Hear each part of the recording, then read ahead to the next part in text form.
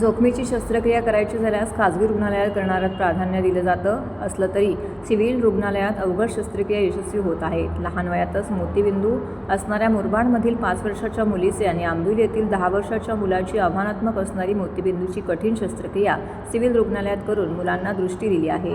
मुरबाड परिसरातील 5 वर्षाची राणी आणि आंबिवलीतील 10 वर्षाचा विजय या दोन्ही मुलांना मोतीबिंदू झाला होता. राणीला सुरुवातीच्या काळामध्ये 3 वर्षात डोळ्यांनी व्यवस्थित दिसत नव्हतं, मात्र पुढे दोन्ही डोळ्यांना मोतीबिंदू झाल्यामुळे तिला अस्पष्ट दिसू लागलं. त्याचप्रमाणे विजयाला देखील दोन्ही डोळ्यांना मोतीबिंदू झाला होता. मुरबाडसारख्या तालुक्यात डोळ्यांची शस्त्रक्रिया करणं कुटुंबासाठी मोठी गोष्ट होती. सरकारी रुग्णालयात मोतीबिंदू शस्त्रक्रिया करायची झाल्यास कुठे करावी असा प्रश्न दोन्ही मुलांच्या पालकांना होता. दरम्यान सिव्हिल रुग्णालयात मोतीबिंदू शस्त्रक्रिया चांगली होत असल्याचं त्यांना समजलं.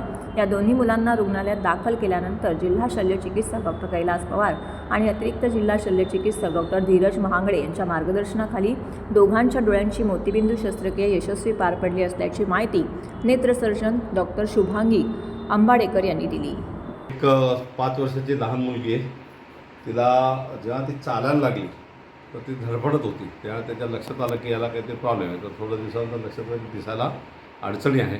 मग त्याने तिकडे नजदीकच्या हॉस्पिटलला, ती मुरबाडवरून आहे, नजदीकच्या हॉस्पिटलमध्ये दाखवलं. त्याच्यानंतर त्याला इथे रेफर केलं. इथे रेफर केल्यानंतर कळलं की कॅटरॅक्ट आहे आणि याची विशिष्ट प्रकारची सर्जरी करावं लागेल. त्यांना इकडे सगळं टेस्ट वगैरे केल्या, सगळे फिटनेस वगैरे घेतली आणि ऑपरेट केलं आणि आता तिला छानपैकी दिसायला लागलेलं आहे. तसं हा मुलगा 10 वर्षाचा आहे. यालाही काही 1.5-2 वर्षापासून अंधुक दिसायला लागल्यापासून घरच्यांना थोडं लक्षात आलं की याला थोडं अंधुक दिसते. तोही सांगायला लागला त्याला कळत असल्यामुळे. मग त्यांना इथे रेफर केलं आहे आमच्याकडे प्रायव्हेट हॉस्पिटल, गव्हर्नमेंटच्या हॉस्पिटलमधून. ते लक्षात आलं की याला कॅटरॅक्ट आहे. दोघांच्या रिस्की सर्जरी होत्या थोड्याशा, परंतु आमच्या डॉक्टरांच्याकडे लेझर मशीन्स आहेत, फेको आहे. अतिशय अद्ययावत टेम्पररी हॉस्पिटल जरी असलं तर आमच्याकडे अद्ययावत मशिनरीज अवेलेबल आहेत. तर ऑपरेट केलं आमच्या डॉक्टरांनी. आम्ही सगळ्यांनी बसून आणण्याचे फिटनेस वगैरे असतील. आमच्या डॉक्टर अंबाडेकर मॅडम जे ऑप्थॉल्मॉलॉजिस्ट आहे, सिनियर ऑप्थॉल्मॉलॉजिस्ट, त्यांनी सांगितलं आपण इकडे करूया आणि आम्ही केलं. सर्जरी सक्सेसफुल झालं आहे. दोघांना छानपैकी दिसायला लागले. आता त्यांना आम्ही डिस्चार्ज करतो आहे. एकच सांगणं आहे सगळ्यांना की सिव्हिल हॉस्पिटल जर टेम्पररी जागेवर शिफ्ट झालं आहे तरी कुठल्याही सर्व्हिसेस आपण इथे बंद केलेलं नाही. इथेही सगळे मॉडर्न इक्विपमेंट असतील, मॉडर्न ओटी असतील, सगळे साहित्य इकडे आपण आणून ठेवलेले आहेत आणि जास्तीत जास्त लोकांनी याचा फायदा घ्यायला पाहिजे हे सगळ्यांना एक आव्हान पण करतो.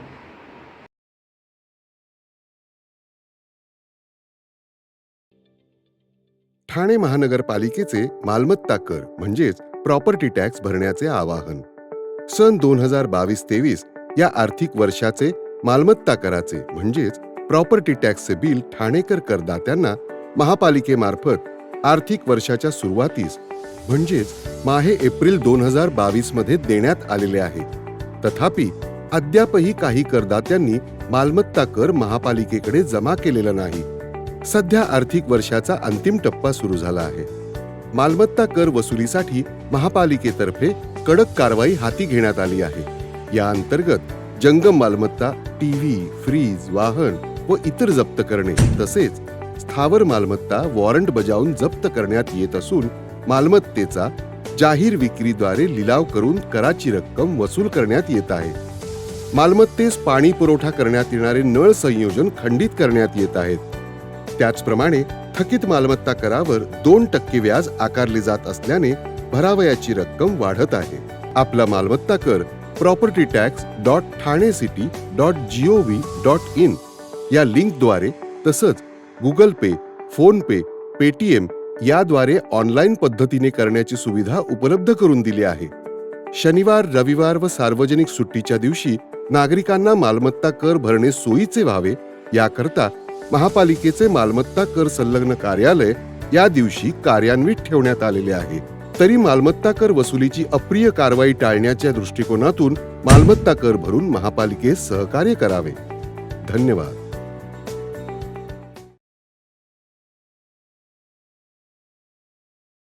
महाराष्ट्र राज्याचे मुख्यमंत्री एकनाथ शिंदे यांच्या प्रचारार्थ कोपरी पाखाडी विधानसभा मतदारसंघामध्ये शिवसेना खासदार नरेश म्हस्के यांच्या नेतृत्वामध्ये प्रभात फेरी काढण्यात आली. हरिओम नगर, बारा बंगला, अष्टविनायक चौक या परिसरातून सकाळी 7 वाजता निघालेल्या प्रभात फेरीला नागरिकांचा मोठा प्रतिसाद मिळाला. मुख्यमंत्री शिंदे यांच्या नेतृत्वात महाराष्ट्रात केलेल्या विकास कामांबद्दल जनतेला जागरूक करण्यासाठी ही प्रभात फेरी आयोजित करण्यात आली होती. शिवसेना कार्यकर्ते, स्थानिक नागरिक आणि युवा वर्गाने मोठ्या उत्साहाने सहभाग घेतला. फेरी दरम्यान एकनाथ शिंदे साहेबांच्या नेतृत्वाखाली मजबूत महाराष्ट्र, प्रगतीसाठी शिवसेनेला मत द्या अशा घोषणा देण्यात आल्या. खासदार नरेश म्हस्के यांनी मुख्यमंत्री शिंदे यांच्या कार्यकाळातील उपक्रमांवरती प्रकाश टाकत विकासाची गती कायम ठेवण्याचं आवाहन केलं. शिंदे यांच्या नेतृत्वात महाराष्ट्रात झालेली रस्त्यांची सुधारणा, नवीन रोजगार संधी, महिलांसाठीच्या योजनांचा लाभ तसेच स्थानिक पातळीवरील विकास कामं यामुळे नागरिकांचा पाठिंबा वाढला आहे. या प्रभात फेरीत महिला, तरुण वर्ग तसेच विविध क्षेत्रातील नागरिकांनी सहभाग घेतला, ज्यामुळे परिसरात उत्साहाचं वातावरण निर्माण झालं.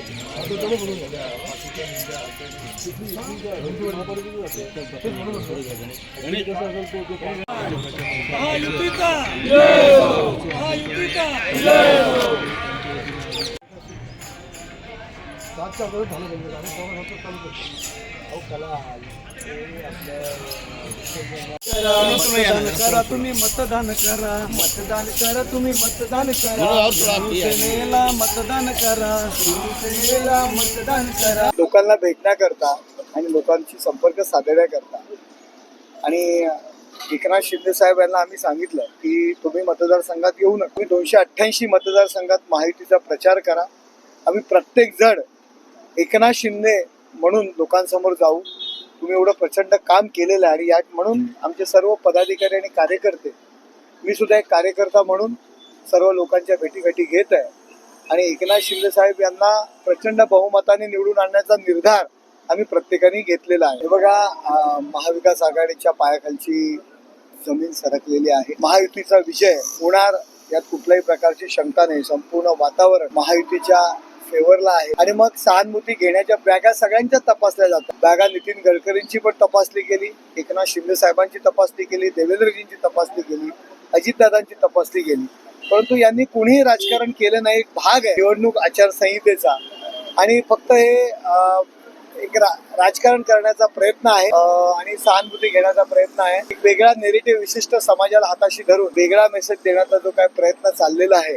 एकीकडे संविधान खतरे में बोलायचं आणि लोकशाहीच्या विरुद्ध, घटनेच्या विरुद्ध विशिष्ट समुदायाला हाताशी धरून प्रचार करण्याचा प्रयत्न करायचा.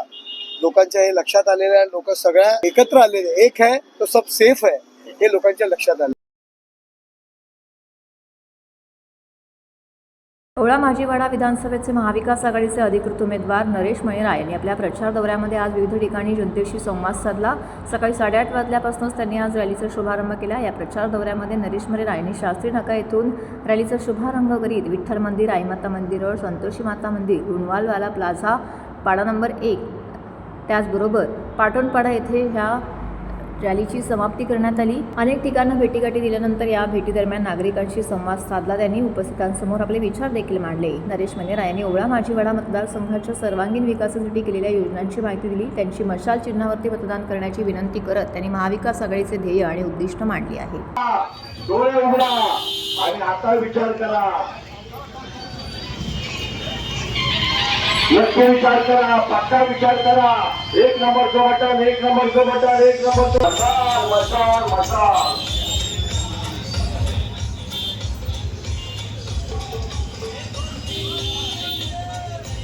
आता अरे हे कुठलं सरकार? वाटायचं, लुटायचं आणि वाटून खायचं, दुसरं का?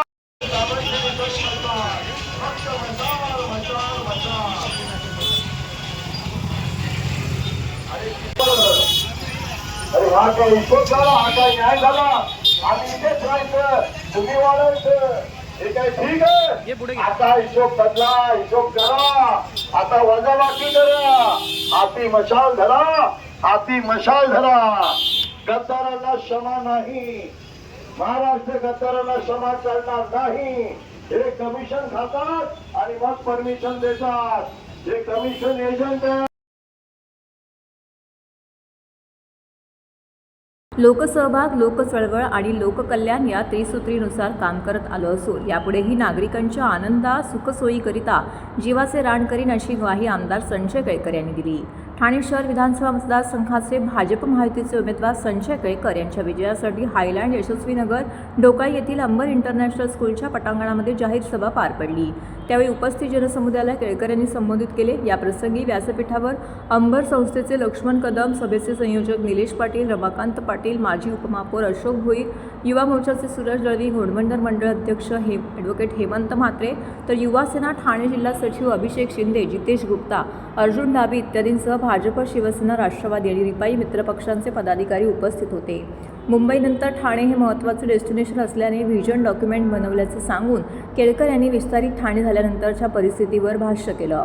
आधीचे 7/12 गेले, पण त्यानंतर आलेले प्रॉपर्टी कार्ड सदोष असून त्यात सर्व रहिवासी भरडले जात आहेत.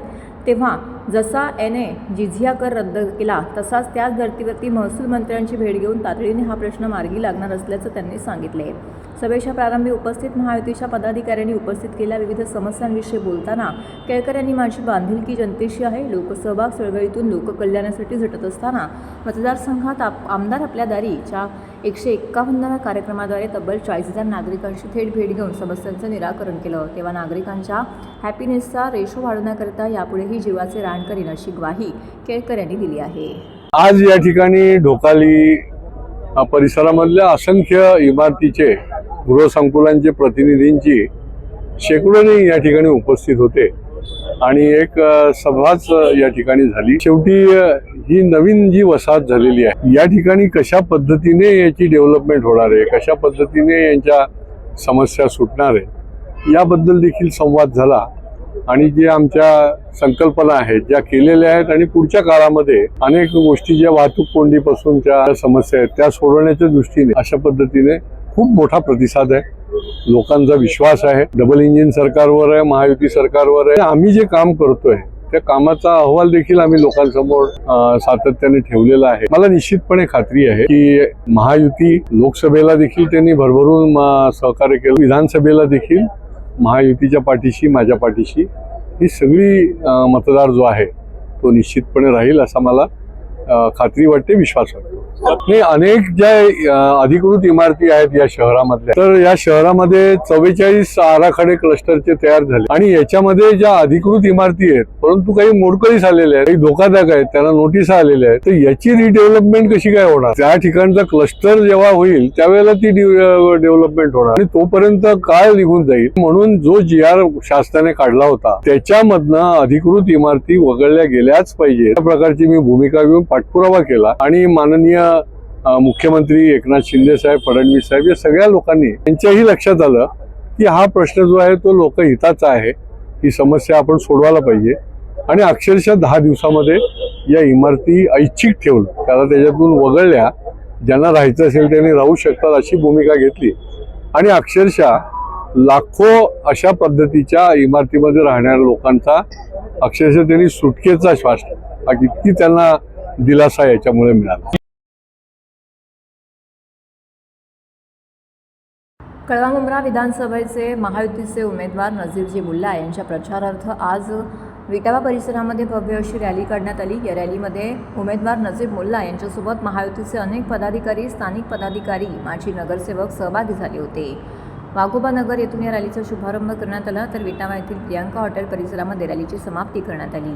वाघोबा नगर, अक्षय ठाकूर बंगला, आनंदनगर, गणपतीपाडा, विटावा, जितू पाटील कार्यालय, शिवमंदिर, सूर्यनगर, पारसिक बँक, स्मशान रोडने, विटावा, अविनाश पाटील मध्यवर्ती कार्यालय, गजानन नगर, आनंद विहार, विठ्ठल मंदिर, होळी मैदान, गावदेवी मंदिर, प्रियांका हॉटेल अशा परिसरातनं ही रॅली पुढे रवाना झाली. मोठ्या संख्येने या ठिकाणी नागरिक सहभागी झाले होते. या रॅलीच्या दरम्यान उपस्थित मतदार त्याचबरोबर स्थानिक नागरिकांच्या भेटीगाठी घेत उमेदवार नजीर मुल्ला पुढे निघाले. त्याचबरोबर आपल्या विकास कामांविषयी देखील त्यांनी माहिती दिली आणि 149 मुंब्रा कळवा विधानसभा मतदारसंघातील महायुतीचे राष्ट्रवादी काँग्रेस पार्टीचे अधिकृत उमेदवार नजीर मुल्ला यांची रॅली संपन्न झाली.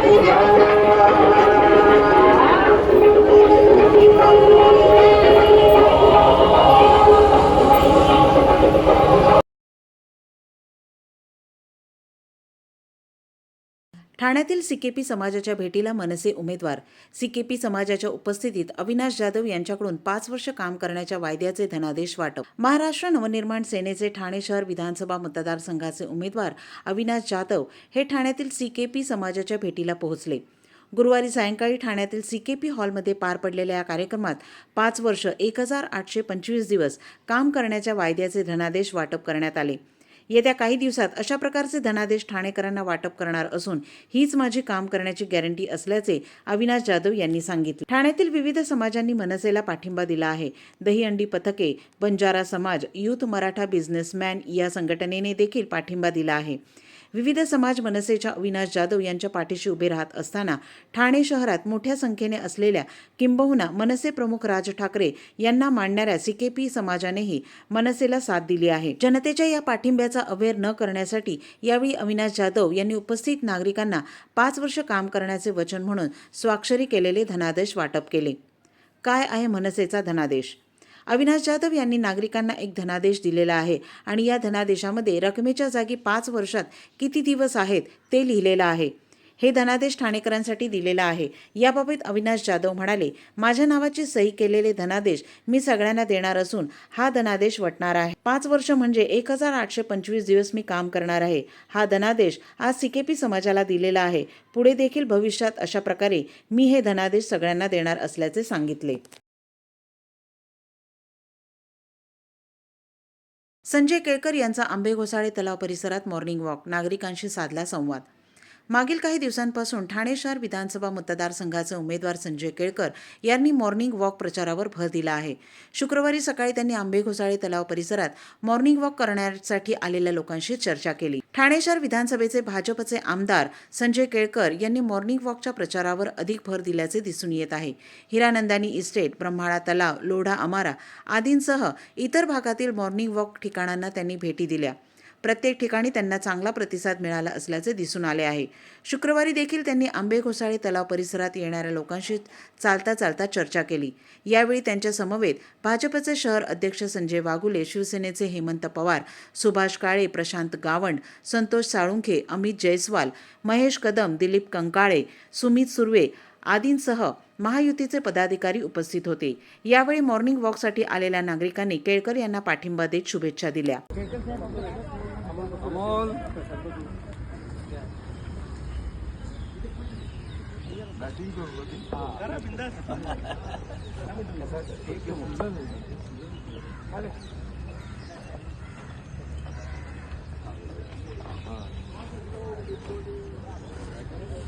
फक्त 2 मिनिटं तुमच्याकडे ठेवा. 20 तारखेला ते वृंदावनला त्या श्रीरंगाच्या मध्ये प्रशांत तुटा वृंदावन बस स्टॉप काय म्हणतो साहेब अमोल अमोल अमोल नाही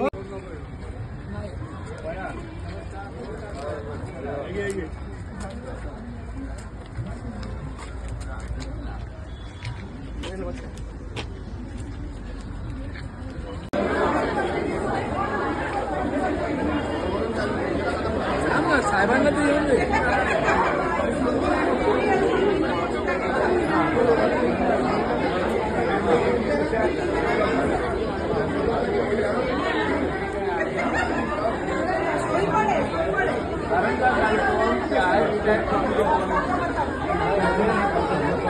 ओरिसा दिवस